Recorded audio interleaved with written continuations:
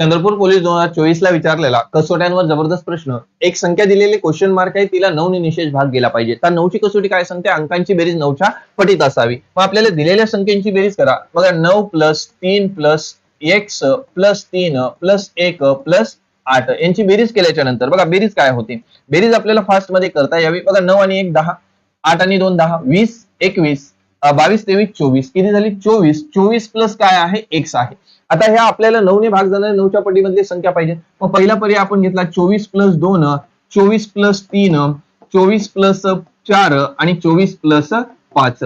बघा 24 25 26, 26 ला 9 ने भाग जात नाही. 24 25 26 27, 27 ला जातो. बघा 24 आणि 24 28, 28 ला 9 ने भाग जात नाही. बघा हे किती झाले? 29, 29 ला जात नाही. मग किती होते? 3.